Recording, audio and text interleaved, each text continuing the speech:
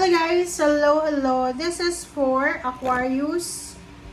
Aquarius, welcome dito sa aking channel, Kapalaran 888. Welcome. Alamin natin kung anong messages, vibration, energy gabay. This is for the last 2 months financial reading. 2025, last 2 months ng 2025. Aquarius, wow. Okay. Sa last 2 months ng 2025, sinasabi ng bara sa'yo dito, ang napaka-importante daw na kailangan mong gawin is kailangan mong magpahinga. Unang-una, second chakra, Archangel Ariel, kailangan mong makinig sa intuition mo.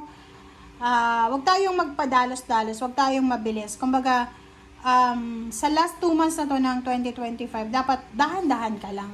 Diba? Dahan-dahan lang sa mga desisyon, dahan-dahan lang sa ginagawa, parang ganun. Etong rest and rejuvenation na yan, sinasabi dyan ng barahan na kailangan i-prioritize mo yung pagpapahinga, kailangan i-prioritize mo yung health mo, yung emotion, i-prioritize mo yung mga tao na naandyan sa'yo. Parang halimbawa, Aquarius, kung gusto mong maging relax yung pamumuhay mo, wag kang masyadong mag-i-expect. Kumbaga, yung 2 buwan na to, tapusin mo yung 2025 na relax ka. Yung parang lang, chill lang, go with the flow lang. Bahala na kung anong mangyari. Okay? So, eto siya. So, kailangan mong i-prioritize yung rest and rejuvenation. Okay, Aquarius.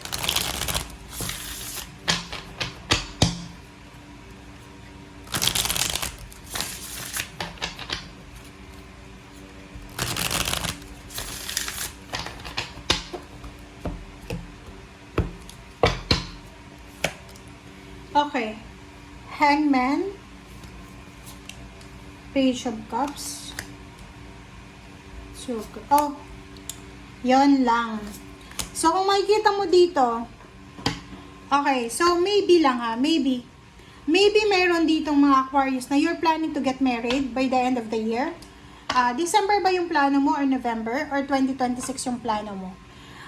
Sinasabi ng barahan na to na posibleng meron kang planong pag-aasawa, planong pagpapakasal, na posibleng hindi siya matutuloy because of financial problems. Because kailangan mong mag-ipon ng maraming pera siguro isa ka sa mga Aquarius na talagang pangarap mong may kasal. Yung hindi lang kasal-kasal na kasal-kasal lang. Gusto mo yung talagang ramdam mo na kinakasal ka. So, kung yan yung plano mo, kailangan mo talaga dito ng 10 of Pentacles. Kailangan may hawak kang pera.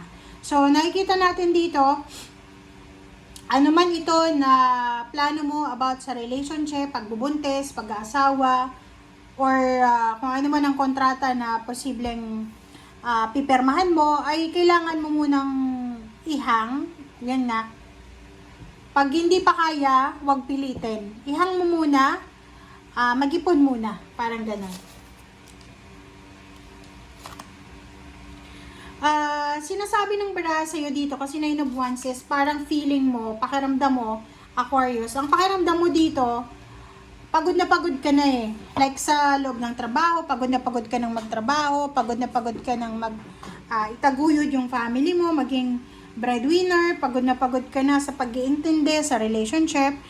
And sinasabi ng bara sa'yo dito na there's a death card here, there's a transformation. So, may magta-transform sa buhay mo. So, ibig sabihin, ano man ito, Aquarius na sitwasyon, pangyayari sa buhay mo na nakakapagod na, ay posibleng matapos na siya.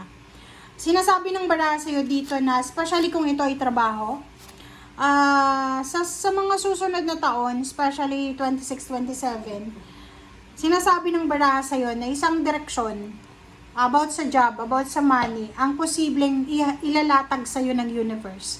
And nakadepende na yun sa'yo kung tatanggapin mo siya.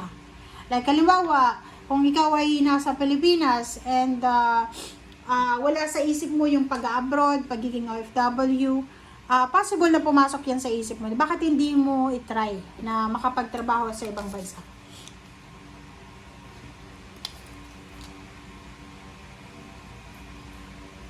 Okay, Five of Swords.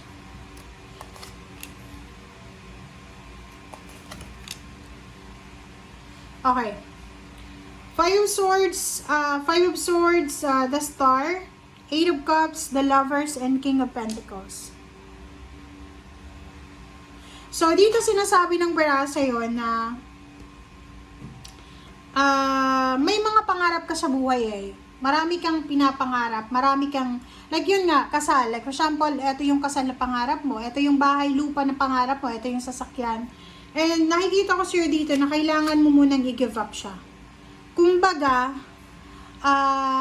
posibleng may plano ka ng magbuntis, planong magpakasal, or lalaki ka ba, plano mong magpakasal na, pakasalan na yung girlfriend mo para magbumuo na kayo ng pamilya. And sinasabi ng barahan na yung pangarap mo na yan, emotionally, ay posibleng hindi mo yan ituloy because mas matatag or mas importante, mas matimbang sa'yo yung pangarap mo sa financial. Yung parang, kailangan mong unahin yung pananalapi kaysa sa pangarap mo emotionally.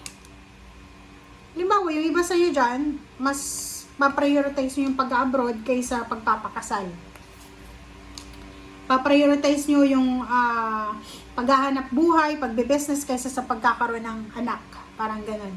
And sabi ng Swords, sinasabi ng bara sa'yo, mag-iingat ka lang. You need to be careful kasi napapaligiran ka, Aquarius, ng mga taong hindi maganda sa'yo. Parang ang mga taong yan ay posibleng aanuhin kanila eh. Like, ititempt kanila. So, you need to be careful. Six of Pentacles and Knight of Pentacles. Sinasabi ng bara sa'yo dito na 2026, posibleng kung ano yung desisyon na gagawin mo by the end of 2025. Halimbawa, ngayong November and December, makakapag-desisyon ka na like maghanap ng additional income, dagdagan yung financial source mo. Sinasabi ng barahan na isang desisyon lang ang gagawin mo by the end of 2025 ang posibleng magdadala sa iyo ng tagumpay, lalo na sa pera sa 2026. So, ibig sabihin, may makikilala ka or makikilala mo yung sarili mo ng mas mabuti. Mas ipaprioritize mo yung kaperahan ngayong 2 months na to, November, December. And kung ano man yung na priority mo sa ngayon, ay magdadala yan sa iyo sa 2026 and onwards ng financial success. And makakatagpo ka ng mga tao na pare-pareho kayo ng mindset eh. Like makakatagpo ka ng mga tao na tutulungan kanila paano umasenso, tutulungan kanila paano mag-manage ng finances, tutulungan kanila paano i-boost yung confidence mo, lalo na sa pera. Okay, thank you guys for watching and see you again. Bye!